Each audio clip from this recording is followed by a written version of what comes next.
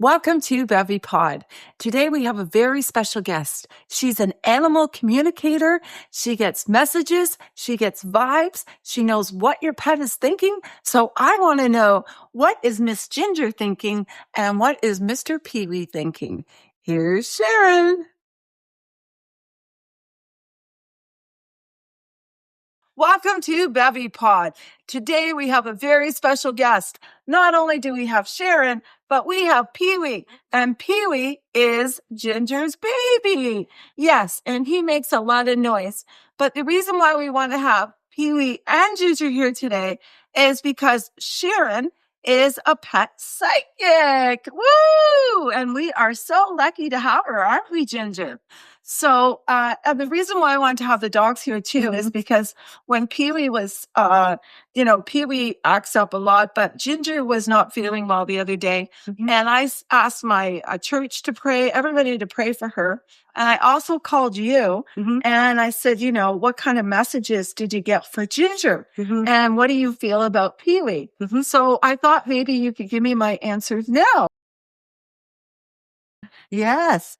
Well, I spoke to Ginger and she was really sick. Yeah, she was really sick. I was scared. She just simply did not want to say very much. She just wanted to be there and be cuddled and, be fussed over. Yes. And it was like, oh, please, do I have to talk to you now kind of thing? However, she did say that you're so kind and that you're worried about her and she hopes she gets better soon. And then I told her I'd be communicating with her when she's much better because she was not really open to talking a lot or communicating with me. She just wanted to reserve her energy. Okay. Yeah. Oh, nice. Yeah. Okay. Oh, there she's licking me. Yeah, she knows. I had a chat with her last night, actually, and I'll tell you all about it soon. All right. Okay. Yeah. And what about Pee-wee? Did you get anything? I got something with Pee-wee. Actually, I only connected with Mr. Pee-wee last evening. Okay. And he just told me that he doesn't think he'll be able to take over from his mom to be the star of the show. No, yeah. Because, Pee-wee was born, he was born deformed. Like Ginger, what happened is we had Chico come along and I was babysitting Chico, and Chico the man got together with Ginger and they played around for an entire week, right? And when they played around, just before I got Ginger fixed, what happened was they had 4 babies, right? They had Jersey, which is Brenda's baby, and that's in Ottawa. They had Cookie, and she's in Oshawa with Violet. And then David and his wife Pam have Otis, and that's in Stouffville. And so we all sort of still stay in touch. So but nobody really wanted Pee-wee because, as you can tell, he was born deformed. Okay. So when I got the x-rays done, and I would say that if your dog is pregnant, please go for an ultrasound, because I didn't even know that she had an extra baby in there. Oh, really? Yeah, they had only showed 3 babies, but the last one, they said Pee-wee's going to be born dead because he's up in the stomach and he's a twin. Really? So she had 2 sets of twins. I know. So I guess because her and Chico were together for a week, she got impregnated twice, which is really kind of unique, right? I never heard of that. Yeah, I never have either. So Pee-wee is a twin, and they said that Otis is getting, his brother is getting all the vitamins and nutrients from Ginger, from the mom, and he was born really tiny. That's why we called him Pee-wee. And Pee-wee ended up being the biggest out of all the babies. You ended up being the biggest. Look at those beautiful eyes. Yeah, so Pee-wee, he is a handful sometimes, right? Because he, I don't know if he has any brain damage, but he's got a little bit of leg damage and stuff. You have to pick him up. I can't walk up or downstairs. Okay. And and then when he had leg problems, what I've always done is I would just massage them. And then at nighttime, he loves his massages, and got healed. For a while there, he couldn't walk again. So whenever that happens, I just like massage him like this. And then he has the opportunity to heal, right? We pray. We get people to pray for you. But both of them are doing really well now, and I'm really happy. So I think it's really interesting that you're a pet psychic because I call myself an animal communicator more or less. Okay. Animal communicator. But I do pick up, messages. And that's how I started, actually. Wow. I had a cat, and it's a long story, so I won't go into it. But the neighbors moved out, and they had like 6 cats, and they forgot this beautiful black cat. It looked they forgot it? They forgot it? Yeah, because they had 6 cats. Wow. And this one was like a little leopard. It was so beautiful. Yeah. So it came to my door, and I kept feeding it. And then I thought, you know what? I'm going to adopt this cat. And my husband said, we have enough cats. Yeah. And I said, well, that's too bad. I'm taking in. And then my son said, I named him Anubis. And it was interesting because my husband didn't particularly care for him because he had, the black fur, and he used to leave it on some of the chairs. Yeah. And I was all for this cat. I mean, this was my cat, right? So what happened one day, and I had just had a little granddaughter who's 2, Talia. So she came over to play, and she'd lay on the floor and she would play with Anubis. And Anubis looked at me and he said, nobody in this house really loves me, only Talia. And my heart just broke. I could have just fallen to bits at that time. Right. And I thought, well, I love you. And I'm going to be looking after you. You're my cat. Nobody tells what happens to you from now on. Aww. And that's how I started, because you could understand what the cat was saying. He was actually speaking to me in my mind and telling me these things. Right. And Talia would be, of course, lying on the floor, kissing him and doing all sorts of, playing with him. She was just 2. Mm-hmm. And I thought, okay, this is my cat, and nobody's going to say anything. Going off to the vet, checking it out, really again, putting my name on it, the whole thing. Right. And that's how I started. You want more attention? Yeah. Yes. From then on, he would tell me things. And eventually he told me when he was ready to be put down. And that was really my gosh, that would be so fun. That was so hard. He went outside. It was winter, and he couldn't use blind by now. He went outside He went outside and he just sniffed at the snow a bit, came back inside. Caesar, we had this lovely Caesar fluffy cat, just like one of you see in the movies. And Caesar and him just did a nose-to-nose thing. And then he let me know he was ready to go. So the next day, of course, that was really something. But he started me off. And I learned from the animals. So there's no way I'm going to stop really communicating with those animals or any animal. Yeah. Well, I had an experience. I was taking the dogs down to the beach in Oshawa, where we love to go for little runs and walks and stuff. And when I was driving down there with the dogs, there was a big event happening. So I said, I'm sorry, guys. I had to turn around the car and come back down Simcoe Street. And I said, we're not going today. I'm sorry, we're not going today. But all of a sudden, there was this red sports car in front of me. Mm-hmm. And they threw something out to the side. It was a bag, right? And I go, and the traffic was bad because people were going down Simcoe Street to this event. So the bag started moving. So I'm like, that's weird. So I got out, I pulled up, I went back, and I walked over, and inside the bag was a little dog. He was black and white. So I took the dog, put him in the back of my car, took him home. And at that time, I lived on Wilson Road. And my neighbor across the street, his name was Bob. Mm-hmm. And Bob comes over, he goes, what are you up to now, Beverly? And I go, wow, I found this dog on Simcoe Street, and it's Sunday. So I was calling around and nobody could help me with this dog, right? So what I did is, he said, Beverly, he goes, that dog is not black and white. That dog is white with fleas, completely covered with fleas. So those are the black marks. Really? Yes. So it was summertime. So I took the hose in the back because I couldn't let it in the house. And my car was completely full of fleas now. Oh, for heaven's sake. Yeah. And I took the hose and I put it, and I had to even in his eyeballs, the fleas were coming out of his eyeballs. I felt so bad. He was so raw. Yeah. When I was done, all his skin was pink and raw. Oh. But From all the bites, he must have been bitten too. it was awful. So I put polysporin on him, wrapped him in a towel Mhm. after bathing him and fed him. And he was like the most cuddly, cutest dog. I posted it up. I heard some things from people. Oh, I think that's my friend's dog, and maybe it got out of the backyard. But I thought, you know what? Whoever dog this was, they abused this dog. Oh, It was not treated well. So then I had my friend at the time in Mississauga said, Beverly, my friend who's in a wheelchair had the same dog that died 2 months ago. Oh my goodness. Same breed.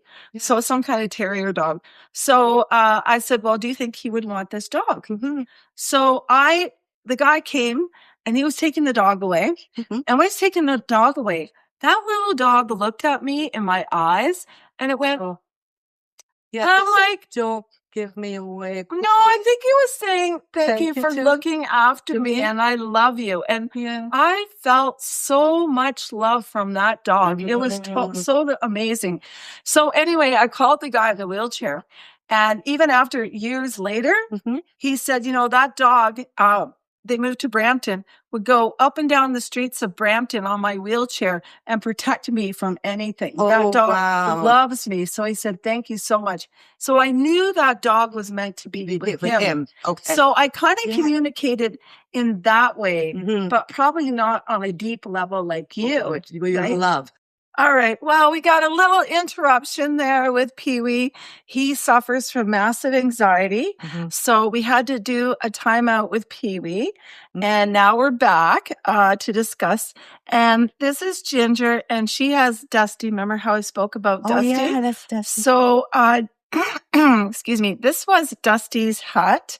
Dusty used to go with me on the motorcycle all the time. Oh, really? And I love this that. is my I love you, Dusty. And she was my first Shih Tzu that I loved and adored so much. She used to go on my motorcycle all the time in the little bag. And she went in bags in stores and restaurants. And she was so good, right? And she taught Ginger. She was your mentor, right? Yeah, so that's Dusty's hut. Yeah, and you know what? It suits you. Look at that. Yeah, there you go, Ginger. And she's so placid and she's so open. Yes, and that's just it. Yeah. And the funny part, I'll get back to a new business story shortly, but last night I decided it was pretty late, and I know that's the time when I communicate with the animals. They are more receptive because what happens is there's not too many distractions around. Right. So something she said, oh, by the way, and how she said it was with this pride. Whoa. Do you know I am my mommy's mascot? Right. I thought, Yes. mascot. That's the first time I've had an animal talk to me in such a very unique way then, and with that word. And I thought, gee, I even forgot about mascot. Well, what happened is Dusty was a mascot of Maid Mart for her entire life. And she used to go to Whitby Rib Fest, and she was the only dog that was allowed in because she was a Maid Mart mascot. Okay. And they would always say, well, we welcome Dusty. Yeah. And when Dusty passed, well, Ginger got, I think that was your coach, right? Dusty was your coach. You love Dusty. Yeah. So Dusty taught Ginger. So now I guess Ginger thinks she's the Maid Mart mascot. She is. She is. She said she was. Yes. She was so very direct. And I thought, wow, sure of herself as well. Right. And that really got me because I thought, mascot. Okay, Sharon, you never would have thought of that, would you? You would not. Yeah. So that must have really came from her. That came from her. Yes. And then she said how you love her so very much. And she was sick and worried for you. Oh, really? Yes, because you were going out of your mind. I was going crazy when she got sick. Get better fast enough for her mommy because that's how she felt. Yeah. It's just unbelievable. Yeah. Well, what happened was I decided to save some money and go to Costco and buy some freeze-dried chicken treats. And there's this brand, Chef Master, And I didn't know that basically there was like all these things about it, right? That it was getting dog sick and stuff like that at a certain time. So I guess I got a bad package or something. Yeah, I wasn't sometimes sure. that Yeah. happens. So anyway, she had like lots of those treats. She thought they were good the night before. And then she started vomiting and She vomiting knows you're talking about the treats. and vomiting. Yes, you're you talking do. about the treats. Mom loves you. So yeah, she went through a really rough time because of the treats. And yeah, but now she's all better, thank goodness, because she's never been sick before. Yeah. She's a very healthy baby. Mommy makes all her food from scratch. So, and she loves that. She loves barbecue in the summer, so she's really looking forward to the summer, right? That she can have more She's barbecue. already tasting the barbecue. I can see that. That I think is so amazing. Yeah. Yes. Yeah. Yeah. And you know what? That's mommy takes good care of you. And Oh, that's yeah. why I took good care of my Caesar, because he was Yeah. laying on the patio. This is a little story I have on my Okay. side patio one day. And I was up in the bathroom and I could look down. And when he likes to lay on, when it's really warm in the sun. Oh, they the love stone, that. And he was They're right like there. suntan. And then I'm upstairs and I thought, I'd better check on him. So I went to the bathroom window and I looked down on the patio and I saw on my roof this raccoon looking at my cat. I just about died. I rushed down, got Caesar, brought him inside, and I said to the raccoon, "You've got to go." Really, I did a little bit of a, how should I say, communication with the raccoon. I said, "You've got to go." And I didn't realize it was the same one that had the baby. Yes. So Okay. she was keeping her eye on Caesar because she had the baby. So she wanted to protect the baby. Yes. So she would have just torn him, but he was very docile. He's already quite an old guy, so he couldn't move very fast. So I grabbed him. And anyway, what happened is when I told her that, you know what she said to me? She said, "You're a very hard woman." Hard? Hard woman. I mean, I didn't have a heart because I was sending her away with her baby. No, I think that's beautiful. You're protecting her. That's right. You're protecting both of them. You're protecting the cat and you're protecting the raccoon. Yeah. So I would have to totally disagree with that. You know, and I felt, wow, she actually answered me, and she's actually got that mother feeling in her that she wants to have her baby here and she feels safe here. Yes. But I don't because of my cat. Yeah. And do you know the that's next okay. day she had left? Wow. I always beautiful. feel kind of sorry, but I had to be very thoughtful of the fact that I have a cat and he didn't have I think he was declawed at that because it was my son's cat. Right. And he had him declawed Okay. before we got Caesar.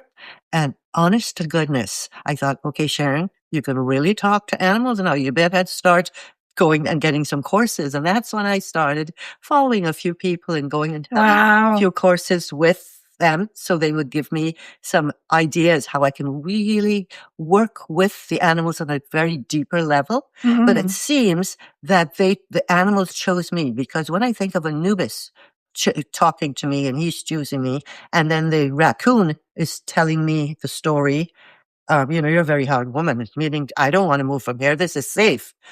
I thought, okay, you've got something going. So I started working with my animals and my friends' animals, and it just went into a beautiful way of being with animals and helping them. I love helping animals. Oh, and the stories, it would break your heart. Oh, it would break your heart. Well, I've got good stories about helping animals. Beautiful.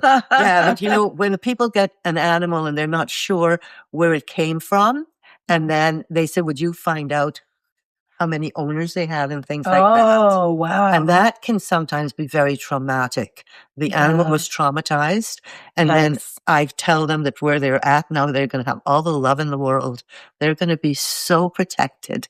And it gives me such a great feeling. So you're almost giving the animal a healing because it's feeling loved and it knows that its new home, that they're really going to look after it and feel safe, right? Because some dogs must have like traumatic experiences. Oh, it's things horrible. that happen to them. Imagine, this is one of the things that I can just share with you.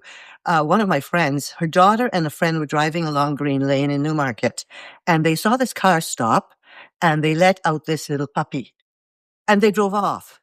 Yeah, a just green like the one lane. that I saw, the Yeah, lake. and it's just Yeah. horrible. So they went, two girls in their teens, they went, grabbed the dog, took Yeah. it home. Yeah. And now the mother said, "Oh, what we're going to do with the dog?" But eventually the dog became part of the family.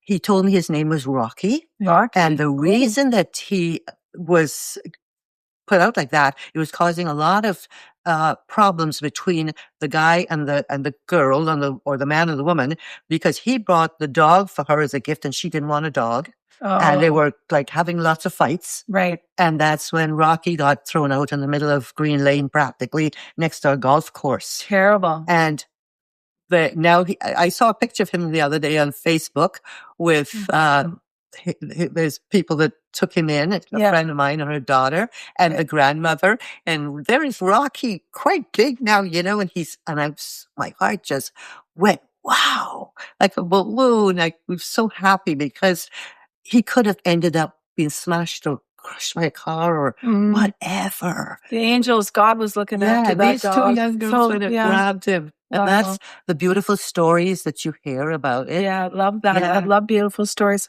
So, when I was talking about Dusty, my first Shih Tzu, would go on my motorcycle. So this was Dusty's motorcycle jacket. I cannot believe that. Oh, yeah. And that was, she had goggles and everything. And Dusty was truly amazing because these are some of Dusty's awards. Her ribbons. Yeah, she won ribbons. Days of Skoogog. Skoogog, yeah. She was entered in a whole bunch of contests. And like she was just like the most amazing dog ever. And my girlfriend Brenda made a portrait that hangs in my bathroom, actually, of Dusty. And this is a shirt someone gave me.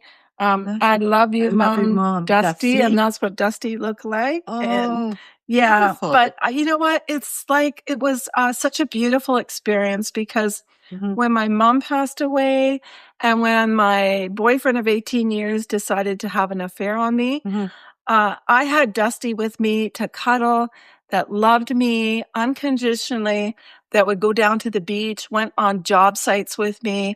And I felt like, I was being cared for by the universe by having that little dog. And the love. They give love and they So don't much ask love. anything in return. So and that's beautiful. the beautiful part of it. Oh, it was and that's why their name spelled backwards is God. And dog, God, that's right. Yeah. Wow. And there's a little story that I heard, I think I read it, or I heard it, What? that God made all the animals and he gave each one a name and beautiful names. And then the dog, said, "Have you forgotten me, Lord?" And he said, "No, I have not, because you are going to be such a wonderful presence for people and give them all the love. So I'm going to call you Dog." And that I thought, love that. of course, that's just paraphrasing it. But when I read it, my heart just sort of opened up and I thought, how beautiful, because dogs, no matter what, Love you happens, they unconditionally. love you unconditionally. Oh, yes, they do. They are the unconditional lovers of humans. Yes. And it's so beautiful. Gosh, and to hear the horrible stories that you hear, like one of my clients, she loves her dogs and she lost her one that she had for the longest while. And it was so cute. His name was Martini. And when she got her That's a first cute child- name. when she got her, and he was a nice big black dog. All right. And I hope I'll show her this. When she got her first baby, and she's got one boy, and the baby would cry, of course. And, she's already fed him and changed him. And he starts to cry. Martini would go and hit her and would say, "Can't you see the child is crying?" Wow. Wow. And whenever they went So out, intuitive. intuitive. Wow. She told me these stories and she said, sometimes we go walking, and I have the baby in the pram and people would come up, "Oh, I didn't know you have a baby, blah, blah, blah." And Martini would park himself right in front. As much as say, you ain't going any further. Yeah, protecting the baby. Baby. Wow. Wow, that's amazing. Yeah. And I have so many stories because my grandson now has a Great Dane. And this Great Dane is over me like this. And they got Ralphie 6 months before their first baby was born. Right. And I was shocked. I thought, no, why would they do that with a young baby coming along? However, Ralphie protects this child. Right. He's now like 18 months old. He sleeps on Ralphie. Of course, Ralphie is all the way across the floor like this. That's Sleeps on beautiful. Ralphie. And I saw the most beautiful thing. He was Nicholas was running on the back lawn last summer. He's just learning to walk. Yeah. And he'd take the ball up and Ralphie would think, gee, he's going to throw me the ball. But he didn't know how to throw a ball. So Ralphie would look, go back down in the grass again. So it was so beautiful how these animals have all this inner sense of knowing that they have got to protect little children like that. And you know what? I find that they know people, like they know how to judge people, right? Because Pee-wee, even though he has deformities and stuff, he's a really good judge of character. Like there's some people he doesn't like, and he will bark and go crazy. And I took him, there's down the street, there's a place where you can get dog grooming, and there's also like a used clothing store. So my girlfriend says, oh, come on into the used clothing store. So I went over to the used clothing store. Like I stopped going to this groomer, and I switched to someone else. And all of a sudden, Pee-wee started crying and hyperventilating. His old groomer was outside. Oh, you're kidding. And he freaked out. He did not want to see that groomer. And I'm like, I made such a good choice out of not taking him there, right? And I'll tell you another story about when I had little Dusty. I used to live in Ajax, and with the cleaning business, I had a truck back then. And I was dropping Dusty off at the groomers in Ajax. And dropped him off. And then I saw this lady come in with a bulldog after, right? And I thought, oh, I hope it doesn't get close to little Dusty. Yeah. So anyway, when I dropped him off, the owner was a lady that was like 500 pounds, and she had her back to me, right? And I said, well, make sure that, Dusty gets a little bit of love and stuff like that, because, she has to feel safe. She didn't even talk to me. The girl that was taking the dogs said, oh, don't worry. So anyway, I get on the 401 with one of the girls to go to a clean in Toronto at that time. It was a big, huge mansion. And I said, oh man, my gut says I got to go back. She goes, you've got to be kidding. We're going to be late for this job, Bev. You got all the supplies in the truck. You can't do that. I go, I have to. I got this feeling. I got to go back. I got to listen to my intuition. Always. So I got off the 401. I went back to this place, and I was in panic mode. I ran in and I said, where's Dusty? Where's Dusty? And so I ran into the place, and they had Dusty in a cage with the bulldog. And Dusty was hyperventilating and freaking out. Wow. Took my dog and I said, you'll never get my business, and I'm going to tell my friends about this place. And I can't believe you did this. How can she be so insensitive? I can't believe it. Well, she didn't even talk to me when I went in. Yeah. Right? So anyway, so I grabbed Dusty and I put Dusty in the truck, and I said, Dusty, you're going with us. So because I was late and it was getting close to lunchtime, I said, well, let's stop at Mr. Sub and I'll grab like 8 subs for all the people cleaning this mansion. And the girl with me said, oh, Beverly, that's a great idea. So we grabbed, and I said, what do you think this person wants? So we grabbed all these different subs, and I'm vegetarian, so my sub is vegetarian. So I thought, okay, well, I got all the subs. I said, Dusty, you're not allowed in this house. So I turn on the air conditioning, leave the truck going and stuff. I'll be back in a minute. I'm going to run in and check the job and take the supplies in. So I left Dusty there. So about half an hour, everybody else comes out to eat. We all come out to eat. And Dusty had gone in the bag and taken everybody's meat off the sandwich. Except for my sandwich. She didn't touch my sandwich. Because you didn't have meat in it. I didn't have meat on it. So she ate all the meat, and she had a really good time back there with all the sandwiches. She was happy. She was happy. And I'm like, oh my gosh, I'm sorry, guys. I did buy you all in a submarine, right? And I go, but at least my sub's okay. And they're like, oh, I love that story. She had a ball. She had a ball. A real party all herself. So that made up for, the bulldog. That is just so amazing. Dusty was very special. I used to take Dusty into all the Mandarin job sites. Just like, she's the love of my life. And I'm so glad that Ginger and her got a chance to spend some time together. Yeah, and before Ginger she passed. is so relaxed. And yeah, it's just unbelievable. Well, like you said before, what did she say about this podcast? Who does she think she is? She is your mascot. Yes. And, I never would have said that. Yeah.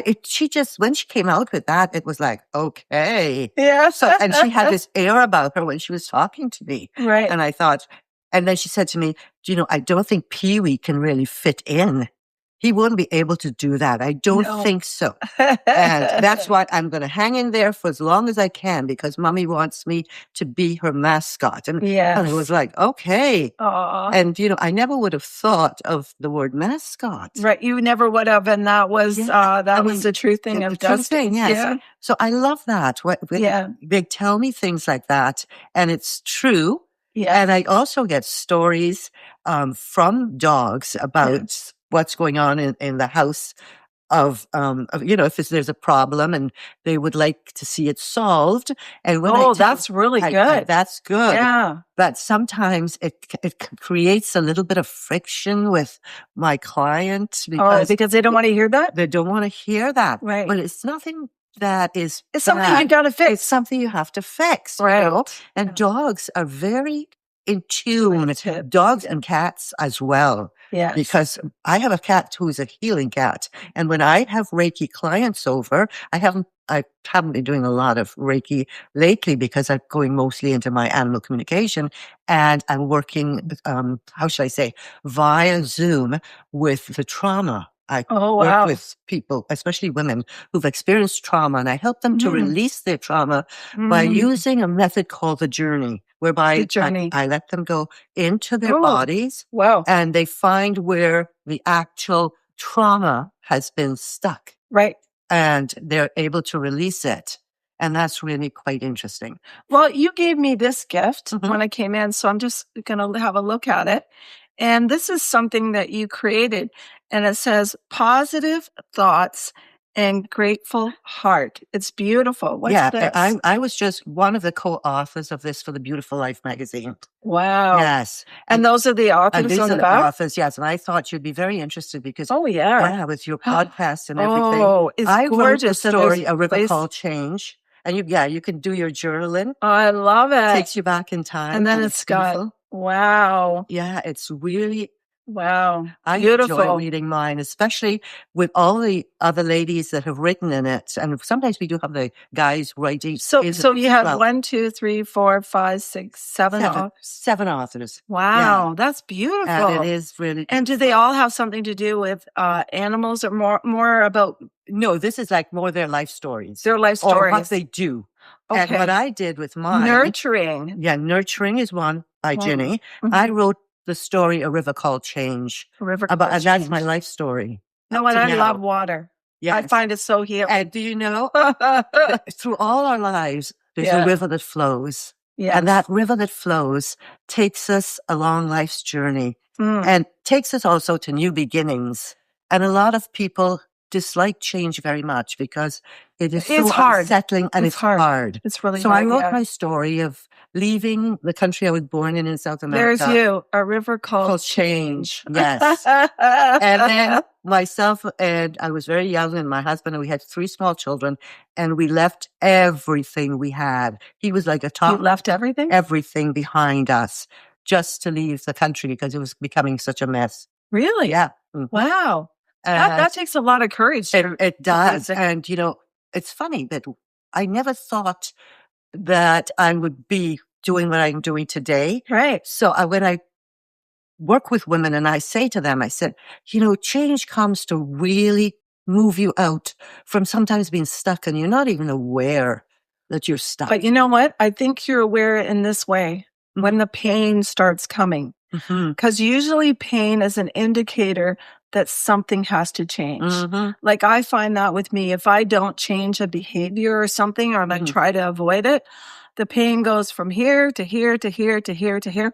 And my girlfriend used to say, well, Beverly, if you don't change it, God's going to throw a brick at your head. That's right. That's it. I decided not to get the brick. I decided. Yeah, good for you. 3 small children, little boys. I didn't want them going into the army to fight anything at all in South America. Wow. And my husband gave up his job as like the top engineer for 2 of the top most.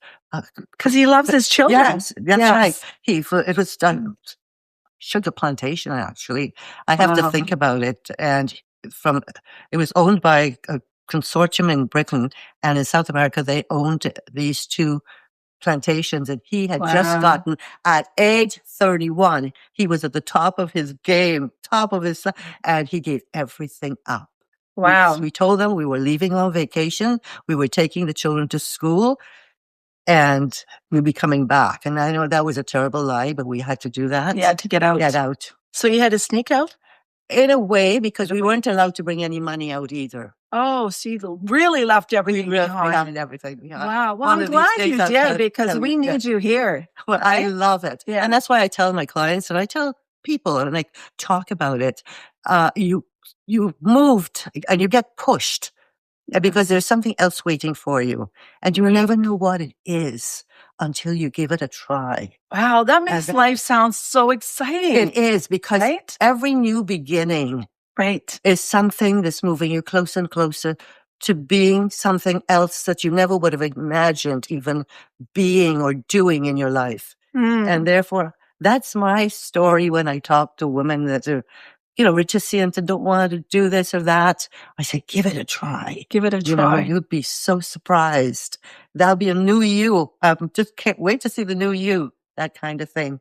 Well, when I had a 18-year relationship and he had an affair with a beautiful employee that I hired, I decided to leave everything and move into a garage. So I had this apartment with just Dusty in the garage. I just left everything and I just wanted to start over, right? In the end, everything worked out. But at that moment, that when I was with Dusty in this little apartment and I left that family behind, I'm like, wow, all I've got is God and Dusty. Yeah. Right? And God looks after you. Yeah. And just by praying and meditating and saying, God, angels, I really need help. Like, I'm on my own here, right? And my mom had just passed away and she was a minister in Guatemala. So I kept saying, Mom, be with me. Like, let me. And I felt like her arms were around me, kind of hugging me. And it was giving me like this feeling like, Bev, you're doing the right thing, walking away, going on your own. Everything's going to work out. Have faith. And I think that's in the Bible too. It says to have faith, right? And so walking in faith sometimes is very scary, but it's almost like if you look back, I think in the Bible, it says something about if you look back, you're going to turn into a pillar of salt, right? So it's, yeah. And so it's like, keep going. Go forward. Have faith. And it's like what you said with your life, right? You had faith. You went forward and like, look at the beautiful things that happen. Like you have to give up some things, but God will give it back to you. He does. And you know what? He gives it even more. Yes. And so many riches in the sense of the people that I've met, the things that I've done, the places I've been to, everything that the people I've helped. It's just so beautiful. When I look back now, if I had stayed where I was, I never would have had that growth. There's so much growth because I was getting everything handed to me. We had maids, a chauffeur, and we had everything. You know? Didn't have maid mart. No, I didn't have maid mart. I had a daily one though. Yeah, you had maids. Yeah, I had maids. So the one thing that really I never talked about this because it's not that great. It's just that I lived in India. I lived in India for 9 years, and I had maids and stuff. Yeah, so you know what it's like. Yeah. But it's just unbelievable. And my boys, they were pretty young when they came here. The eldest was only 6 and one was 4 and the other one was 3. And they always had their nanny. And and their nanny was one of the natives from one of the islands. So, and they couldn't get used to, they'd never been in an apartment before. They always had a house with a big yard. Right. So it was a whole big, that's a big change. It's a big change. But you know what? They did terrific. Yes. And they're all so successful now, and they never really look back on that because they were much too small. Right. But they always say, well, I wonder what to think about it. And if they see it on Facebook, hey, we should go back there. All those waterfalls, all that beautiful land. And we can have a look at it. Have a look at it. I said, we'll do that someday. Yeah, So someday. it's just unbelievable, Yeah. There's my I, scarf. I think about it too sometimes, like going back to when I was like 5 years old, living in Keswick, like close to the beach, and my dad building that beautiful little pool. My girlfriend said, you know what, we'll go check it out and see what the change is, right? Yeah. Just to have a look, right? Yeah, not looking at the pillar of salt, but just look at, I had so many beautiful experiences there, right? I just think I it was know. beautiful. I think Yeah. I'm hoping probably next year to go back and do a whole big family sort of see what it looks like. And Yeah. I have so much money in the bank because I never took anything, or we weren't allowed to take any money out. But it doesn't bother me. I don't even think about it because God has been so good to me and my family. Yeah. And we don't need anything. We don't Everything gets lack for supplied. anything. Yeah. So, Yeah. He's just given us so much of everything that we need. Right. We're not overly, got this and that, but it's like beautiful. You're looked after. We're looked after. My whole childhood, my dad was an inventor. He was also a school teacher of electronics and drafting at high school. And every year he came up with a different invention. So every year of my life, we moved. So we never lived in one place. And then when we were moving from Thunder Bay, he got a mobile bus, like a big, 32-foot passenger bus or whatever. So he said to the students that were failing, I'll pass you if you turn this bus into a mobile home. So the next thing I know, we're trucking again. And now we ended up at Sable Beach. We had a place to sell.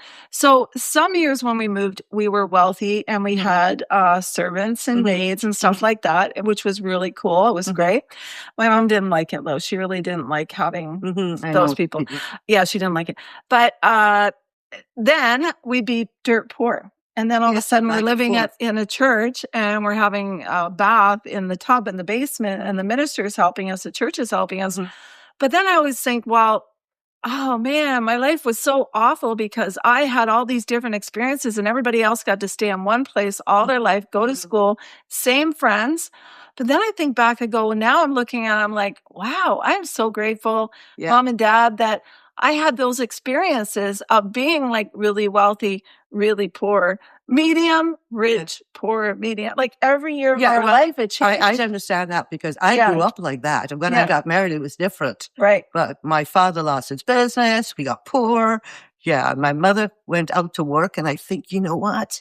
I look back on something that really struck me. Yeah. No, if he hadn't lost his business, if we hadn't gotten poor, and if we couldn't afford, like I knew that because I could see them worrying about money and everything, and she would not have gone out to work. She would not have become the woman she became, whereby she became like the face of Helena Rubinstein for the company she worked for, and all the women, because in those countries that were considered third world countries, even though they were, we had all that. They had no counselors. They had no social workers or anything. And then when my sister died, when she was 16, and my mother, she just took to the bed. She didn't know what to do. And she had just started this new job. And that job is what got us going to the best schools and everything. Because when you live in a country where everybody knows who you are, it's not what you know, it's who you know. Wow. And that is something that it still happens in Canada and all over the world. It's who you know. So my mother was so well known that she was able to place us in the best schools and everything. Wow, that's good. The connections. From poor to being able to get us in. And then when it was time to have a job, if you didn't know the people at the top and all these big companies and owners, your children would not get the jobs that they need. Right. It's horrible. When I look back on it, I mean, it worked for us because our mother was well known. Yeah.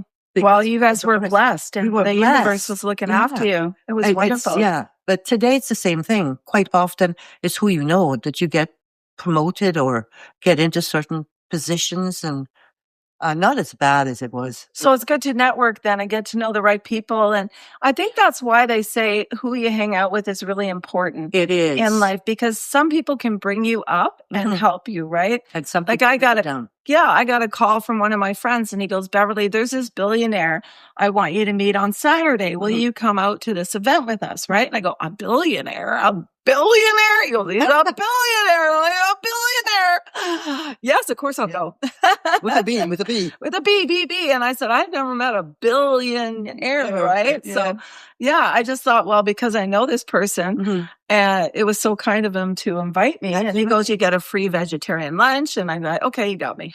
That's really something. That's lovely. Yeah, always go because you might meet some more people. Right. Your podcasts and everything else. You never know what's going to happen. Yeah, that's right. Yeah. It's just so fantastic. Yeah. No, so I know what it is. It's from going from poor to not poor any longer. Oh, I know what that's but like. not billionaire style, you know. No, not yet. Not yet. Not yet. I know. Words are powerful. Words are powerful, and thoughts as well. Yes. Yeah, and so that's just so wonderful. You know, I look at patterns. Like my family, because they were rich, poor, moving all the time. My mom finally got fed up with the whole thing and said, "This is done," and left everything and started over again. I find that what happened is that I fell into that. Somehow I attracted the same kind of men into my life. I've done a lot of work not to do that anymore. But one of my boyfriends, when I was a teenager, I was working at a barbershop on Yonge Street, and I thought that was going to be my career. I was on my feet all the time. My legs were sore. And it was, I was one of the highest paid barbers. I really enjoyed the job at the time and stuff. And this gentleman comes into the barbershop and said, I chose you. Oh, really? Yeah. And I'm like, oh, wow, I'm chosen. Like, that's so special, right? Yeah. And then I was inundated with gifts, lots of gifts. And they kept coming. And then he was going out of the country and stuff, but he'd always send me gifts. And I'm like, wow, my friends are like, why are you chosen? I'm like, oh, I'm chosen, right? Yeah. Felt special.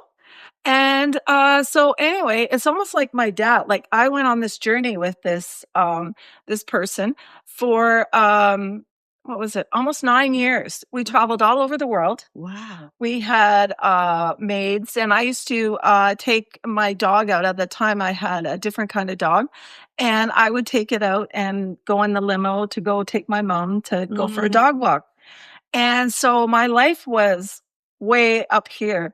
And I love traveling to all the different countries. I love staying in India at the Taj, and I love going to Bombay and Delhi and Goa for vacations at the time. It was so beautiful. Beautiful country. Yes. And I loved my banana milkshake, and I loved the people and everything. It was just so gorgeous.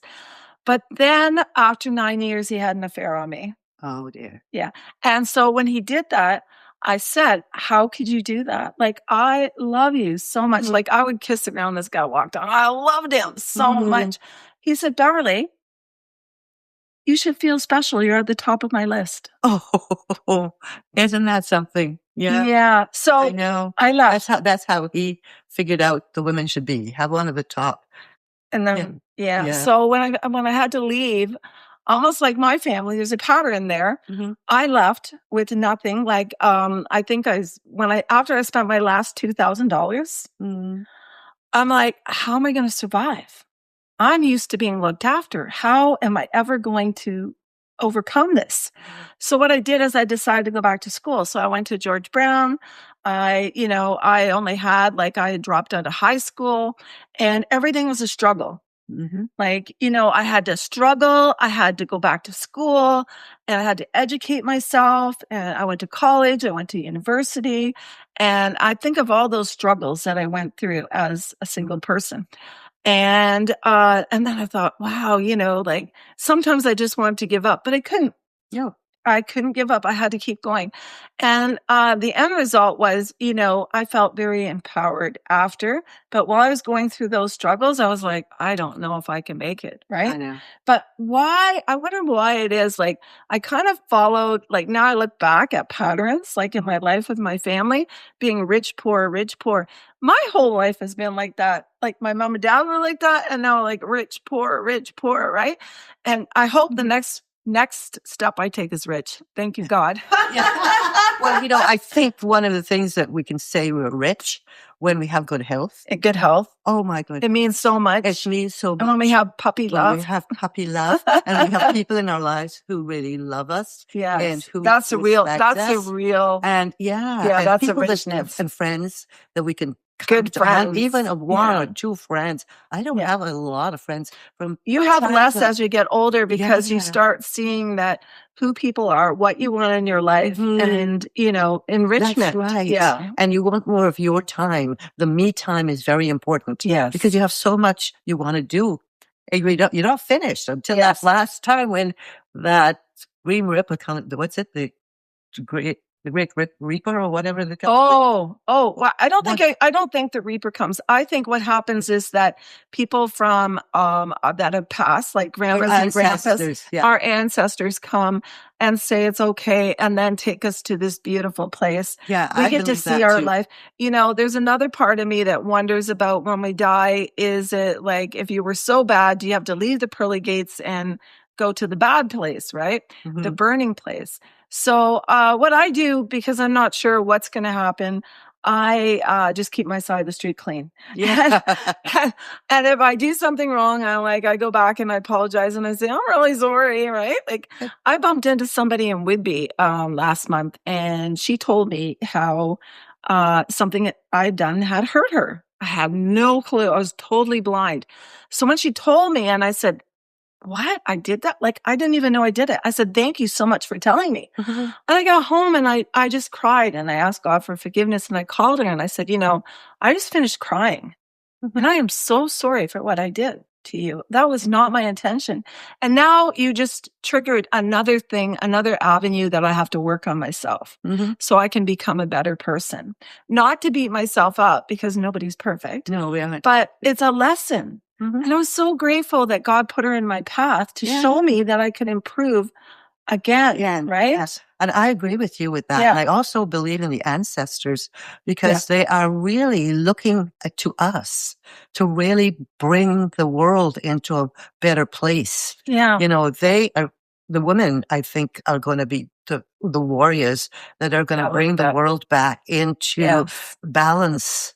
Because the energies of our world right now is really not scary. It's scary. It's not balanced at all. And it's not that we're going to leave the men behind, because the men has a job to do as well. Do you see Bob's face when you said that? They have to support us. The men are there to support us. Yeah. And we're the ones that are going to be the badass ones. We're going to straighten up the world. We're going to, I always say, we're like the dream warriors.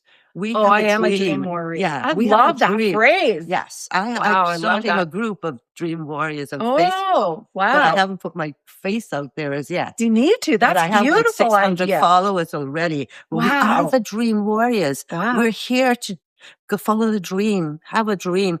Our ancestors are working through us, and they're waiting for us all the way back for 10 generations. They are holding that space for us. Wow. And we will get out there. Like the women of Atlantis and Lemuria. Oh, yeah. Yeah. Wow. It's coming to that. And I have this dream and I can see it. And there is a big lot of work for the men to do, because they're going to be our protectors. They're going to be the people that are going to help us to get there. But we're the ones that are going to be the real pushers.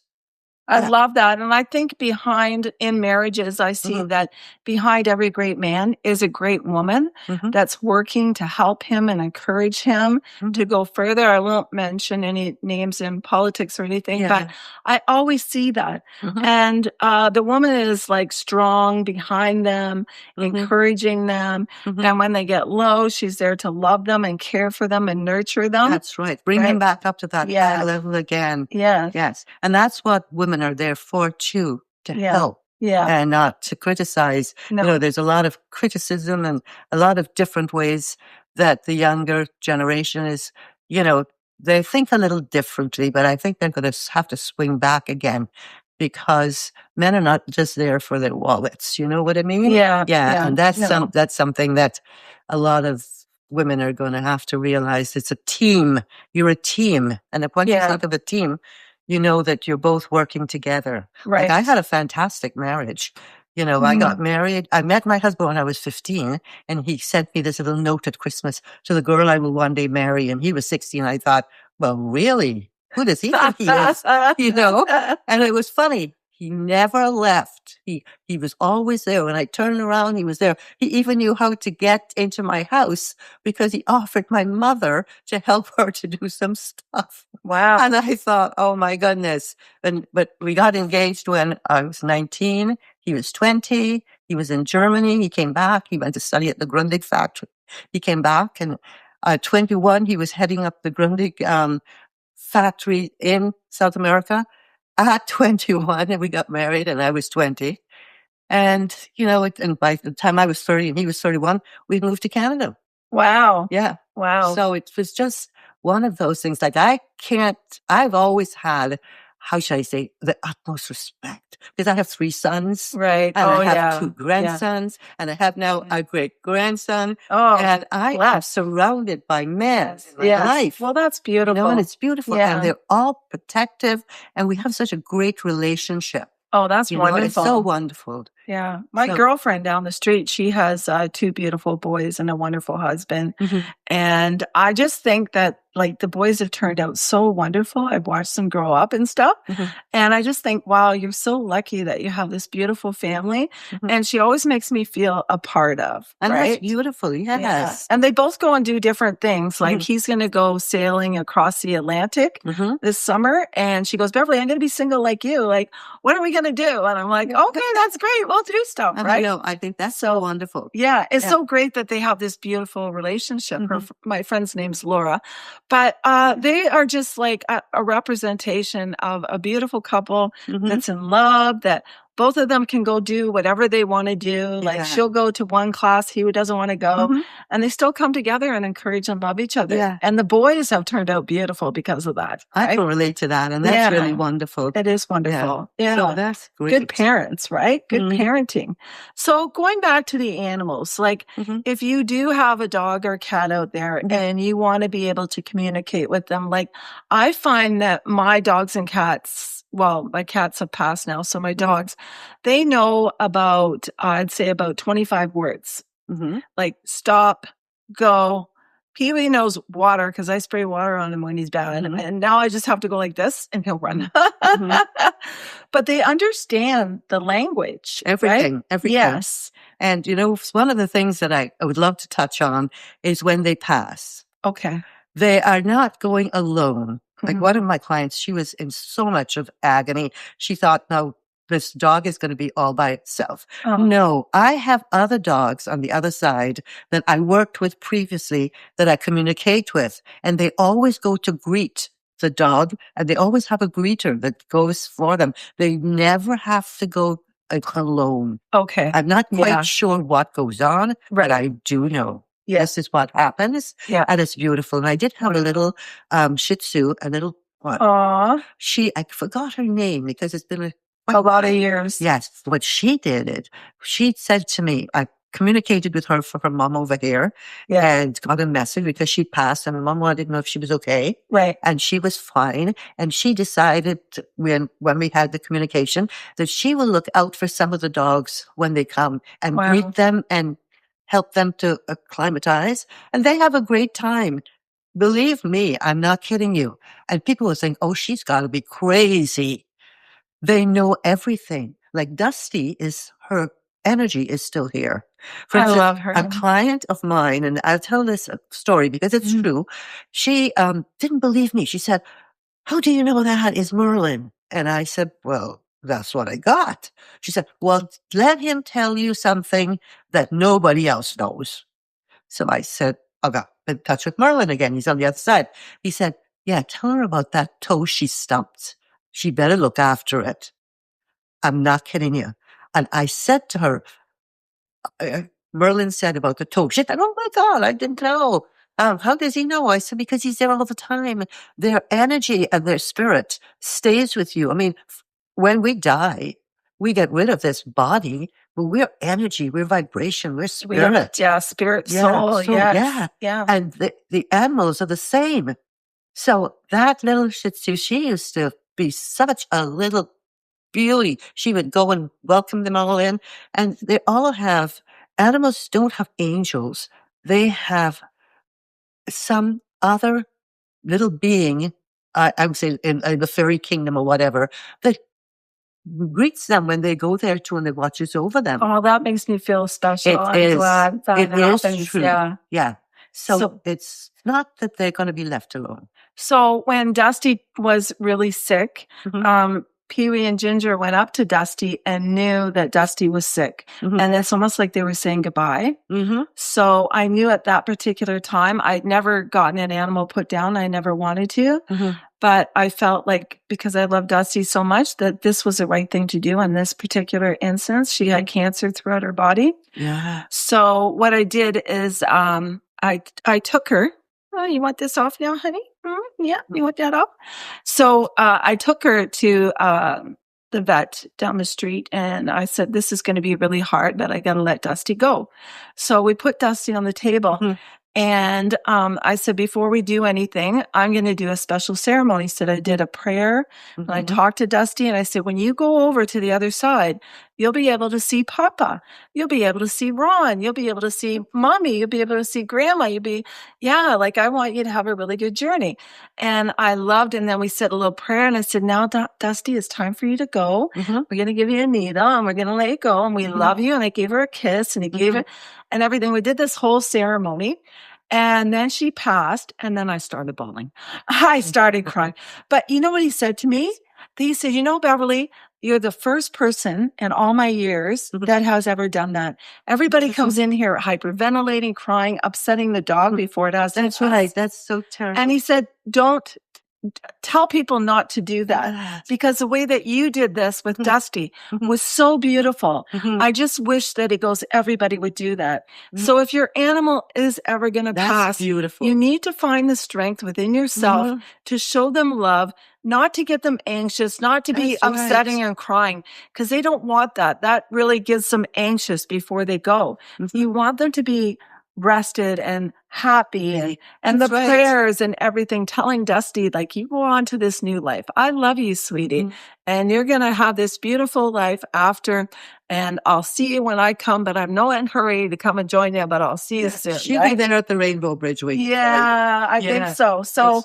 yeah, and it was just like so beautiful when Dusty passed. That is wonderful. I hope a lot of people do that. Yeah, me too. Yes. Yes. Because it's when really we start important. crying and hyperventilating, and the poor animal is ready to pass, and Yeah. then it has to take your sorrow Yes, as well. yes, And that's exactly. not fair. It's not fair. No. So- And I find that if I'm going through something, I like to feel my emotions, write in my journal, and cry. Mhm. And when I do that, boom, Ginger's there, licking my tears. No, Mommy, let's go for a walk. Let's go Yeah. here. And then Pee-wee's like, oh.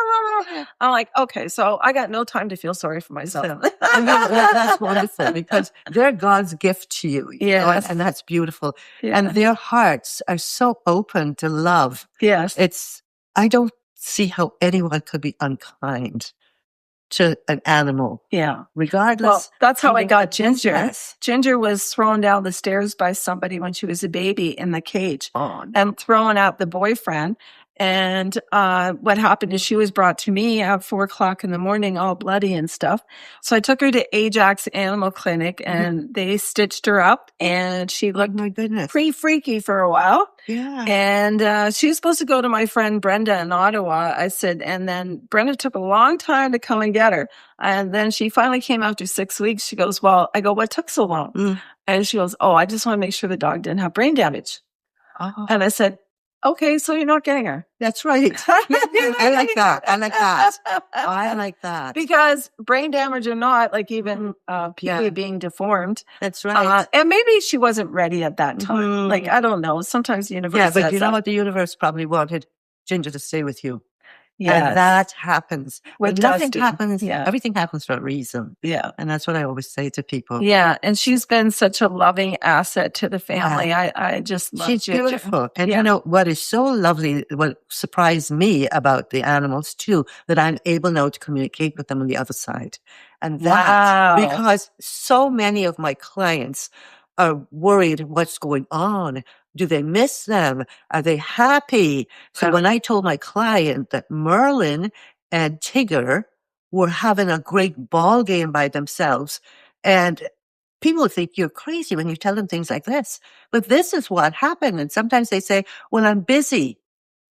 Well, the ones on this side says they're busy. Had another little, girl dog, and she was white. I can't remember if she was a poodle or what.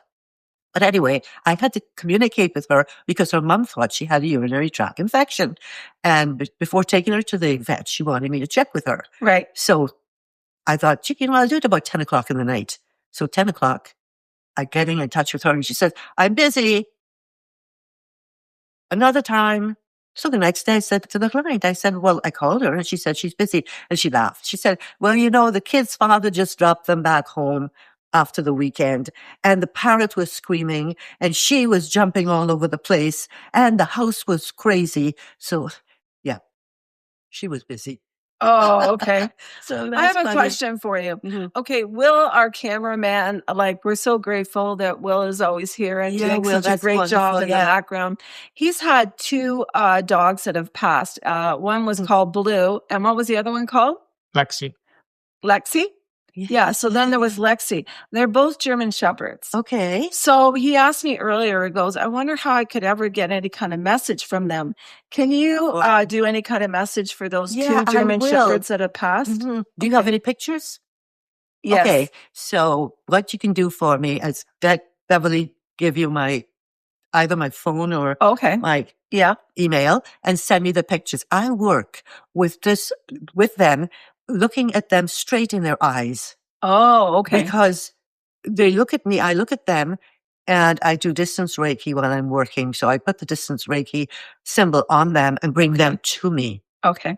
And then that's how I work with the animals. Okay. Normally, when I used to do them, go to the house and whatnot, and it used to be a disaster because they'd come for 2 minutes and then they want to run off here, or if there's another animal. So I decided I work from home. Okay. You send a picture and with them facing with their eyes. Right. And I take my time, quiet time, and I connect with them. Right. And I respectfully say that their mom or their dad, and I call your name, has asked me to communicate with you because they'd like these questions answered and how are you doing and whatever it is you want to find out. Okay. Okay? That's wonderful. Yeah. Well, thank you. I really appreciate you doing that because I love doing he misses both of them, right? Mm-hmm. We had a client that one of the German Shepherds was not being treated well. Mm-hmm. So Blue had just passed.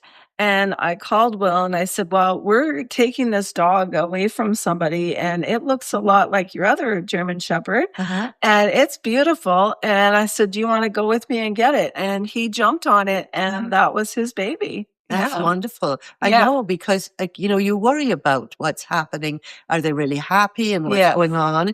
And one of the things, though, about animal communication, and I will let this be known to all the people. All right. A few of the animals, especially the dogs, they tend to take on an illness of a human. So it's almost like a cat has 9 lives. So if somebody's sick, they take it on? Yes. Oh, so you're saying that it could be just be careful that Will could have been. No. I'm just letting people know this. Okay. Because that's why the animal passes sometimes because they take the sickness. Yes. And then they take it and they take it for you because they love you so much. That is their. Yes. People have no idea. When my husband was dying. Okay. My cat right now. Missy would want to jump on his chest and she would want to just lay there and be like a loving presence or whatnot. I don't know how she probably would have helped him. But he just couldn't take her on his chest. He'd say, oh, Sharon, come on, move this cat off from me. But I know if I'm not feeling well, she'll automatically jump on my bed and want to lay right across me. And I'd say, okay, I don't want you to die. I don't want anything to happen to you. You could just rest with mommy for a bit. Yeah. And then that's fine. I'm going to feel better. Something like that. But it's very touchy. How can you tell somebody, like I did it once and I'd never do it again. This client of mine, her dog passed and the dog told me. that the son, who she only had one boy, was very ill, and it just took the illness away. And the boy is still alive today. Wow. And I made that terrible mistake. We all have to learn when we're doing something and working in this type of field. And I said to her, she said, I don't know, the dog was so healthy and the vet said it. And she carried on with me. And I said, well, your son was ill. Do you know that? She said, oh, yes, I know that. And I said, well, what happened is the dog decided to take that illness. Wow. For the loving family. Well, that woman just exploded on me. And I thought, there's exploded in a good way, crying? No. She exploded and she said, oh, no, that's not true. Don't lie to me. And I thought, well, Sharon, in every job we do, we have to be careful how we're expressing certain things. Yes. And I realize some people cannot handle that. They're not ready. They're not ready. I'm ready for anything you have to say, okay? Yeah, I know that. I know. And I'm ready too, because I know with my cat and everything else. Yeah. And I know when she was laying on my husband's chest, she wanted to offer him love and sympathy. Yes. Because when I used to see clients for Reiki, I had a nurse who used to come to see me. And every time the nurse came for Reiki, she would say, okay, let Missy come on my chest. Wow. And Missy would lay on her chest and she would have all sorts of visions and she would be able to tell me something. In fact, one day she said to me, I can see two birds, a beautiful red cardinal and a bluebird. Wow. And I don't know what that means, but it's for you. And I said, oh, that's beautiful. Thank you very much. And she used to always ask, can you let Missy in the room? Because I have a therapy clinic from my house and I would let Missy come. So anyway, I didn't think anything more about it, but I wasn't seeing any birds like that, the way how she described it. So I got to the mailbox about a week or two later and I pulled out this envelope and it was a Christmas card with those same birds on the stamp. But that's not all. Wow. That card was sent 2 years previously from California, my cousin, to me, and I never received it. And every Christmas, I would get a card from this family in California. And I didn't get that year. And I thought, wow, they must have been really busy, blah, blah, blah. It was stuck somewhere in the mail system. And I got it with the two birds on it. I still have it to this day. I can't get rid of it. When this client said to me, I saw this beautiful red, like a cardinal, and this blue bird, like I've never seen a bird like that before. And they just appeared to me. And I thought, gee, maybe I'll see these birds. Well, what it was the card that I was going to receive like 2 weeks later. Wow.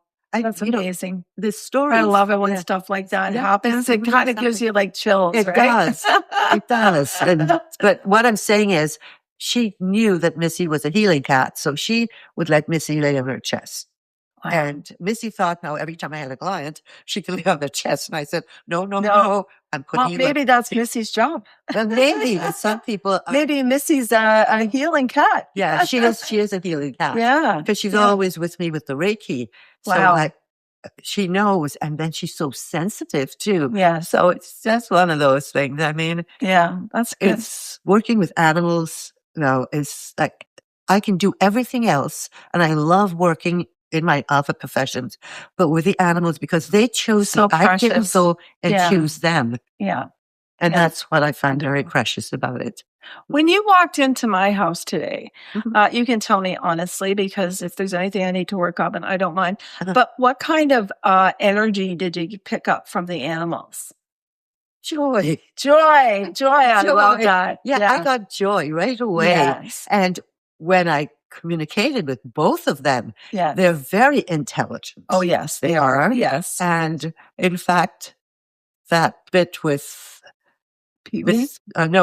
Ginger telling me who she is and what she does and how much you depend on her. Yeah. And she's a little bit arrogant. But that's beautiful. Yeah. And that disposition because she knows she's needed. Yes. She knows that she's respected. She knows she's loved. Yes. And that is so wonderful for somebody like me my heart just breaks when I have to deal with an animal that has been mistreated. Oh, that's terrible. I can't even imagine. Sometimes I can't even sleep. Yeah. It's that bad. And then what happens too, and this, because I'm an open system for them, and I people say I should close it off, but I can't for some reason. Well, you're blessed. You're special. You have a gift, right? So, yeah, thank you. Which you can share with people, which is so beautiful. Yeah. Yeah. So imagine I'm waking up one morning and this Merlin comes to me and he said, I'm so delighted my mummy is getting another boy dog. Aw. And I said, okay, thanks for letting me know. And I didn't know anything about her having a boy dog. Wow. Because she always had girls after that. And she always goes to the breeder, and she'd always have 2 girls dogs after the Merlin and Ticket-Eye. So I called her up and I said, oh, I wasn't going to tell you this, but Merlin came to me this morning and he said, he's so happy that you're having another boy dog. She said, yeah. My breeder just got a new litter and there's a little one boy in it and we're calling him Guinness. Wow, that's a So cute name. Guinness is coming. And she said, that's really interesting that you mentioned that. So I said, why? She said, because when we were getting Merlin, we asked the kids who were very small at the time, they were 5 and 7, well, we have Merlin or we have Guinness. And they said Merlin. So that's when we got Merlin. So now you're able to use the name. because Merlin has passed for about 5 years or more. Now she's got this little Guinness, and I think he's probably 7, 8 months old right now. Wow. Yes. So it's just, they come to me. They trust me so much that they come and they tell me things. And That's it's really wonderful. interesting. Yeah. Okay. So, before we go today, I'm just wondering, people say they want to get messages themselves or try to understand their animal more. Mhm. Like, I find some people just think a dog's a dog and they go, Beverly, your dogs, you treat them like children. And I said, yes, because they are my children. Right. Mhm. And sometimes when I go to people's homes, I go and I just love their dog or their cat and just feel the energy off them. But some people just think a dog is a dog. It has to go in the backyard. It has to do this. What advice would you have for them, for their animal, like how to treat their animal, how to, feel their animal, that their animal is really special and that it means more than, it's not just an animal. Yeah, no, it isn't just an animal. It's a human. They're a human companion. You're the human companion and they're your animal companion. Right. And you were specially chosen by them. And you were not even aware that when you either went to wherever to get this dog, there was a connection, an energetic connection that happened. Wow. And it always has to happen. And it's the same thing with people when they meet and there's an energy connection. And what happens is that dog becomes so loyal to you. Yes. And you have to treat it a little bit more than a dog. You have to have some love for it. Yeah. It's not just something that's going to keep the burglar away from the house, or I can go for a walk and this is how I'm going to lose weight because I have a dog, that kind of thing. What broke my heart, actually, and it's a little off topic, is when COVID came around and everybody got themselves a dog. Oh my gosh, you're not going to talk about China, are you? Because that was... No, I'm not going to talk about China. No, that really gets because I was crying my eyes out. My whole voice would leave. Yeah. But they all wanted some pet at home to keep them company. And the minute COVID ended, the amount of dogs that were released was awful. I was helping my girlfriend with animal rescue. I hope to heavens people think, because you wouldn't do that to your child. Don't do it to them. And the dog becomes attached to you. There's an energetic connection between you and your dog. Yeah. And that dog would give its life for you. How can you give up your dog? So how can you just say, drop your dog off somewhere? Yes, there was so much dropped off at the Humane Society. It was awful. Like there was a overturn of so many dogs that needed foster. And I have a girlfriend, Jade, and she was doing so much work at the time, like with animals and stuff like that. It was just amazing. I helped her with some of it. I was like really overwhelmed with all the stuff that was happening. Yeah, I couldn't, sometimes I couldn't sleep. Because it was happening in my neighborhood as well. Wow. And there was a little one called Daisy with a couple houses down. And in the winter, they let Daisy out probably 5 o'clock in the morning. And then 7 o'clock, Daisy is still howling in the cold cold. Come on. And it was horrible. And the reason I didn't complain, because I was the animal communicator and they blamed me, but it was my neighbor or somebody in the neighborhood who actually complained about the amount of noise and the fact that it's unkind. You're not going to leave your child outside. Oh my gosh. The dog goes out to go to the bathroom and you're going to go back to sleep and leave the dog 2 outside. hours later, it's squealing and I'm just dying.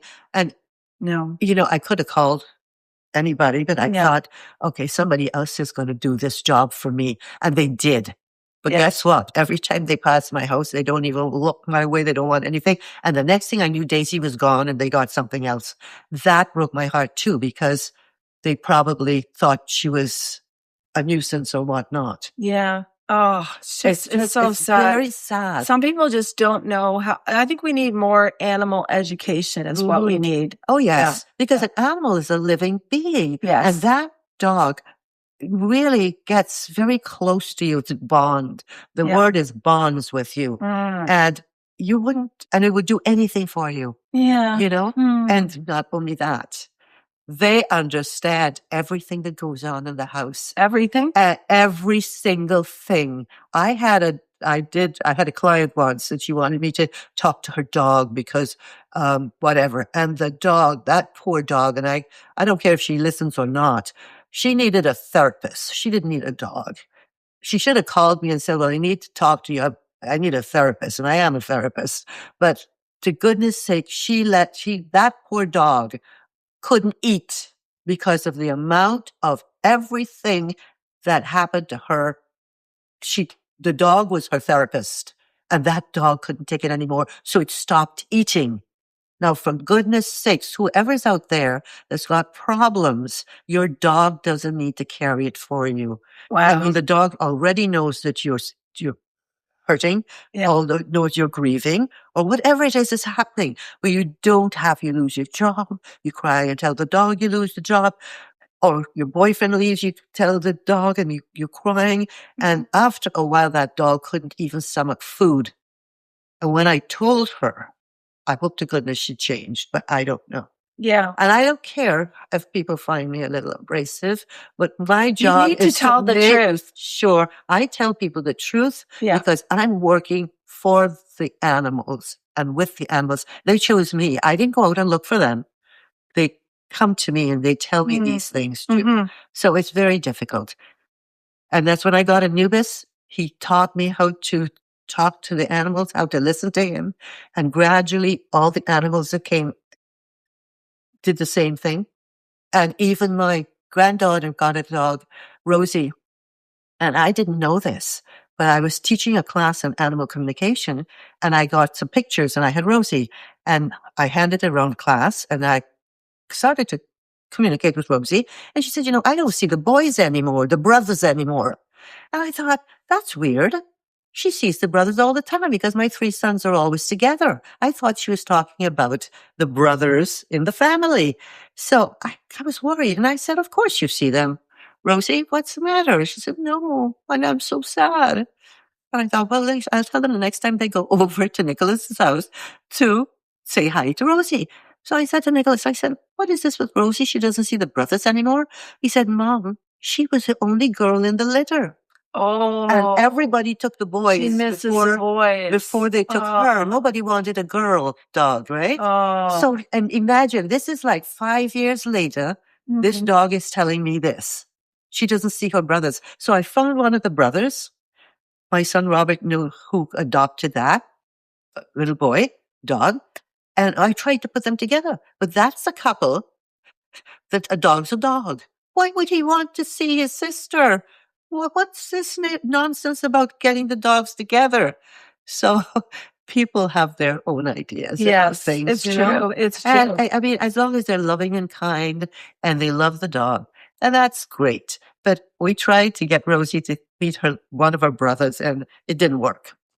Wow. Yeah. Things change. But I would like to tell people that your dog is smart, intelligent, knows everything that's going on. And feel your feelings, your body. And I find that they grow up like the person. Like Yeah. I find like my two dogs are loving and caring, and the other dogs, they have different personalities that are just like their owners. That's right. That's Yeah, right. Yeah. yeah. Yeah, it's true because when I spoke to Ginger, she said, "Oh, mommy is so loving me. She's so kind and she loves me Aw. so much." And you know what? She was trying to get me to feel better. Remember Yeah. when you were sick? Yeah. Yeah, mommy was trying to get you and you couldn't feel better.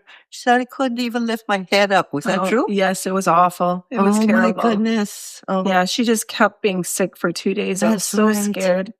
Yeah. And So, it's from, bad treat, Yeah. right? Yeah, bad treat. Yeah. Thank So goodness. dogs and cats and even horses, sometimes I've worked with horses who were also very, very, very badly, how should I say, treated. Yeah. No. Yeah. Oh, It's yeah. just, it's just horrible. Wow. And, but they land up with people. They actually, one lady went all the way to the States to get this horse. She saw this beautiful picture and she paid all this much money and they, bought the horse carriage and everything from this guy. And when they got there, the horse was a disaster. It was almost like bones. Oh, come And they on. brought it over to Canada. She brought it Ah, and we worked on that horse. And I mean, I communicated with it for about a couple of months. Gave her the whole story of it. And she said, could you imagine treating an animal like that? So I said to her, I'm so happy that the horses now with such wonderful people. It breaks your heart. yes. I mean, it's It really horrible. does. Yeah. Well, in the summertime, I had the front door open and the screen shut, and I was doing some stuff. And all of a sudden, I looked out, and there was this big, huge, almost like a poodle dog. It was white, and it was on my porch, and it was going, So I said, wow, who are you? Right. Yeah. And so there was some guy down at the end of the street. He had like a really vicious dog with a muzzle and stuff like that. Oh, And so he goes, give me that effing dog. I'm going to kill it. I'm like, where did you come from? We don't have people like this in our neighborhood. what? But this dog chose my step to come to get saved. So I grabbed the keys to my Jeep and I put the dog in the Jeep and I said, I'm going to kidnap you and take you away. So I took him to another part of Oshawa. And then I called my friend Jade and we found the owner. And actually the owner was tracking me too because they had a thing around the collar. They had the tracker, which was really good. So while we were communicating with them, they said, yeah, we have a tracker. You were moving, so I couldn't find that. Oh, But the dog got out of the backyard. So they said, I'm really grateful because this psychopath with another dog was screaming and yelling and wanted to kill this beautiful dog. And I just said, oh, God, I'm so grateful that he chose my house because I'm a house that loves animals. Well, it's funny. Maybe the energy. Maybe he could feel it. Yeah. Animals are so smart. Yes. They are totally, because they have to have all these different senses that we don't even have in order to survive in the wild. And now I think they bring it with them to a certain extent. Right. And I was reading something, I'm going to send it to you, about dogs and why they do things and people have no idea. And when they stand on your feet, it's one way of saying, well, they're sort of getting your scent because they want to know who you are. And I wondered every time I went to my grandson's house, the big Dane comes and he is so heavy and he plants himself here and then he looks at me and I think, oh my goodness, and he's all the way up there, Wow. But I didn't realize they're trying to get your scent. Yes. So, and that's not a bad idea because if I go to the house and I go around the backyard, once he didn't recognize me and I thought he was going to tear me to bits. So now I go through the front door. It's really interesting. I have a question for you. Every time I'm in the car with Ginger, she'll come from the back seat. If somebody's in the passenger, she'll crawl up. She'll want to be on your neck to look outside, or she'll want to be on my neck. She does not want to just sit in the seat. She wants to be up high. Why is she doing that? I don't know. She wants probably just the feeling of the touch of the body. Wow. It could be the closeness of the body, mostly because, she's an old girl, isn't she? She's 10. Yeah. And she's tiny too. So maybe with the body warmth could be one of the things. Yeah. She loves being high. Oh, yeah. She likes being high, but she likes to look out. She's nosy. Yes, Aren't you? Aren't you? She She is. told me she was nosy. She likes to know what's going on. And that can be it. But she also has a lot of confidence in both you and whoever is in the car. Right. That she wants to be up high. Up high. Yeah, when she starts crawling, people go, "What is she doing, Beverly? Beverly, what's she doing?" And I'm like, "No, it's okay. She just wants to be behind your neck and look outside." That's right, to look outside. Yeah. Yeah. And then she feels comfortable with them too. Yeah. And that's just it. Yeah. Oh, and then she's tiny, so she can't really get up high. Right. That's right. So that's she right. knows her way of getting to see everything. She's got a high seat. I know. She's just she's beautiful. Yeah, she's gorgeous. Well, we really want to thank you today for coming and like sharing about, animals, communication, the love of animals, and also that, you're helping women and you've got this beautiful journal. If people want to get in touch with you, how would they do that? Oh, they can get in touch with me by with my website, which is just my name, Sharon de Ryck, DERYCK.com. Okay. Or they can give me a call on my telephone, which is 905-392-1685, and normally leave a message because I'm sometimes not close to my phone. Right. And I don't like when I miss a message and the person doesn't leave a message for me. Oh, I hate that when they do that. Yeah. Like leave your name and your number and she'll get back to you, that right? sort of thing. Yeah. Yeah. And we will post all your information too. So people that, if they want to communicate with their animal that's passed or that's here now, that's right. Find out information. And we're going to follow up with Will as well because I'm looking forward to that. Yeah. Yours too. Yes. Yeah. You got to send me the pictures. Yes, he will. That's really nice. That's wonderful. And we really appreciate that. Yeah. So do you have anything else you wanted to say today? I can't think. I think we really covered a lot. We did. The minute I get in my car to go home, I'm going to be remembering something like this. It always happens. Well, you know what? It just flows away. It's supposed to, right? It just. And you know what?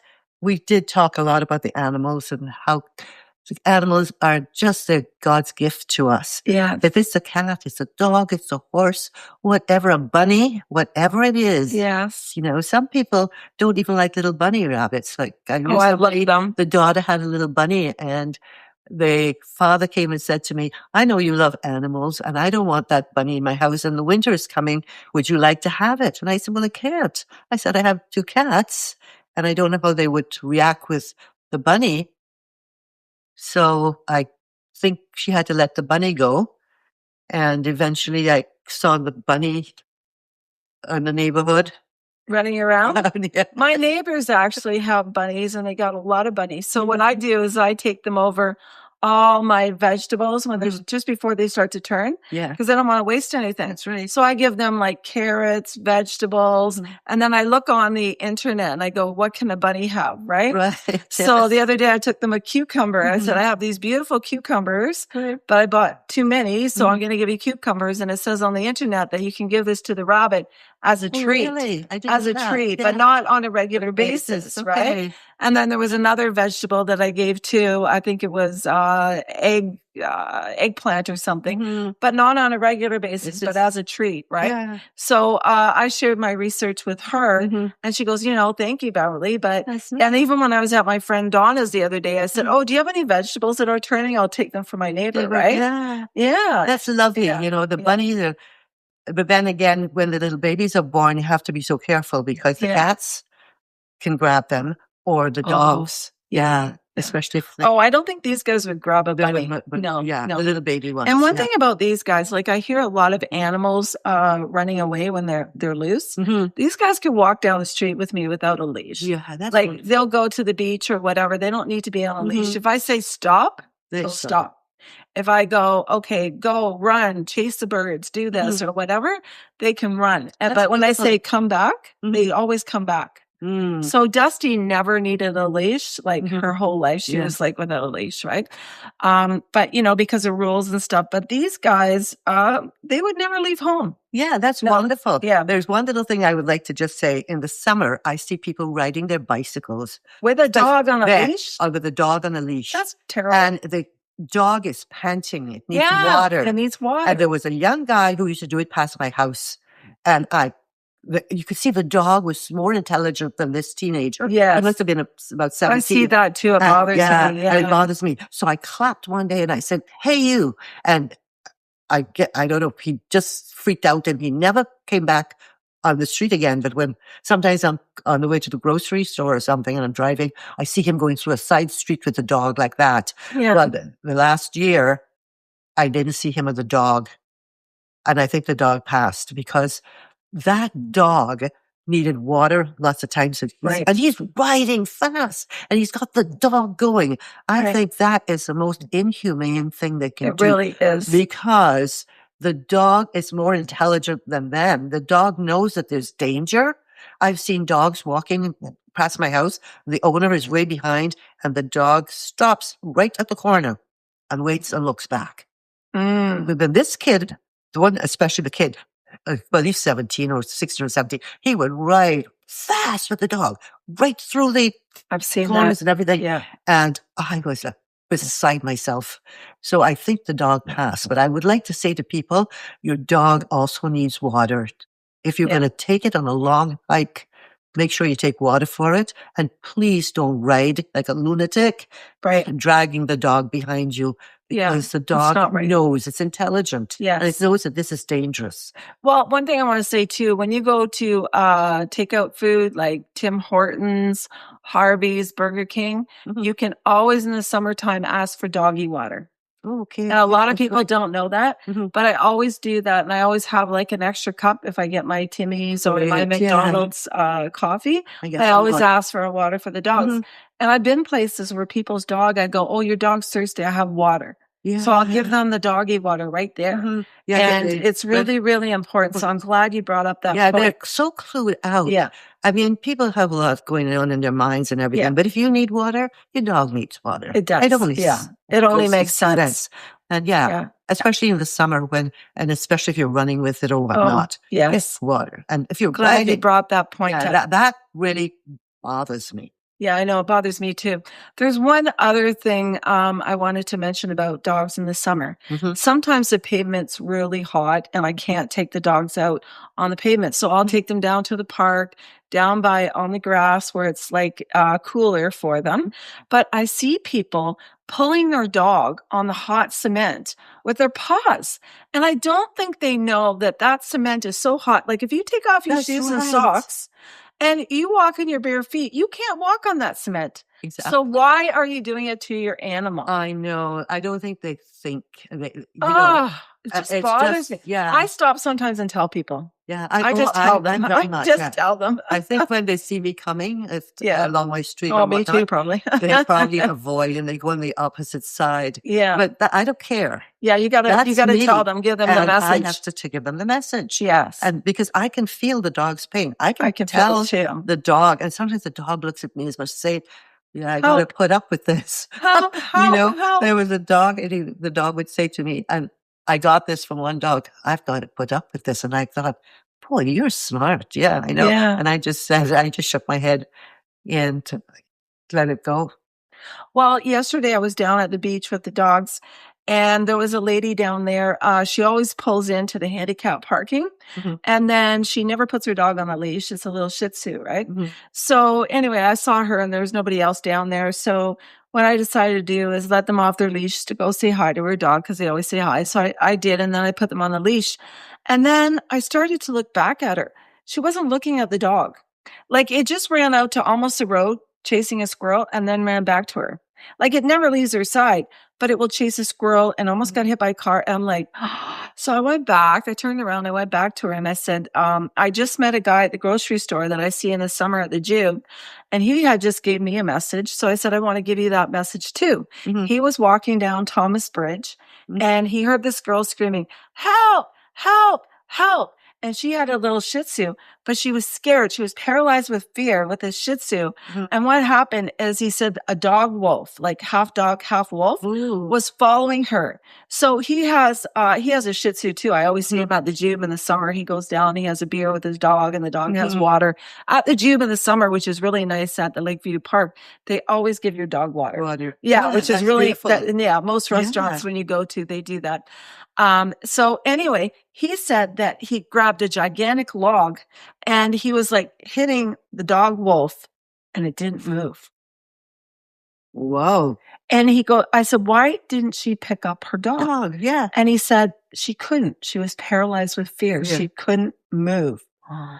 And so he said, then he started screaming at the dog wolf, started screaming at it, get out of here, get out of here. And, like making a big, huge fuss. So finally it sort of become unstunned, unfocused, and left. But he saved that lady and that dog's life. So I told her at the beach that story. I said, I just bumped into him at this door. Right. He just told me that. I'm going to tell you that. And she goes, oh, and I said, I see your dog. Like, you got to watch your dog because in 2 seconds, your dog could have been stolen by an animal. That's right. Yeah. Yeah. It's just unbelievable. So you have to watch. Everybody is passing it on. Yes. And the information, the education. Because the education is so important. Yeah. Because people have so much on their minds sometimes. Yeah. They just think, oh, well, the dog is safe because this is a safe place. Right. But even where I go walking, we have now a lot of, I think it's coyotes. Yeah. Yeah. At any time they can come by. Yeah. You know what was really weird at my old house during COVID? The dogs and I, Ginger and Pee-wee, we were walking around the block and all of a sudden one of those dog wolves came and it was huge. And in my mind, I go, which one am I going to pick up? That's just it, yeah. That was the first thing that came to my head. And then the next thing that came to my head is, I'm going to pick up both, but how am I going to fight it? Yeah. Okay, am I going to put myself in front of it? So I was thinking about all these things because I'm not going to let that get my dog, right? No matter what. I was willing to almost give up my own life for them, right? That's right. So anyway, I thought, okay, I'm going to see what happens. So it was walking like, I don't know, about 12 feet away from us on that side. And we were walking down the sidewalk and the dogs, for the first time, Pee-wee and Ginger always bark at another dog or an animal. They didn't bark. And we just kept walking. I go, keep walking, keep walking. And we just walked by and it walked by. I was just so grateful because we were the only ones out during COVID. So nothing happened. We were protected. But see that? Yeah. They got you. But they didn't bark. They didn't do anything. Nothing. No. So we just kept walking. But my thing, as I was playing in my head, how am I going to save them? How am I going to save them? Because I couldn't live with myself just being paralyzed with fear. I would come over that fear. I'd go over the bridge for them, right? Yeah. I know. It's really something. Yeah. But fear is an awful thing. If you have fear and you have a dog, overcome your fear. Work on your fear. You could do that with them, right? Yeah. You could work on the owner's fear and you could work on the dog. That's right. So we want you to contact Sharon. Anything to do with animal communication, here or gone, because she is a really wonderful person. And I want to thank you for praying for Ginger when she was really sick and sending her really good vibrations and healing. Some Reiki healing. Some Reiki healing. I really appreciate that.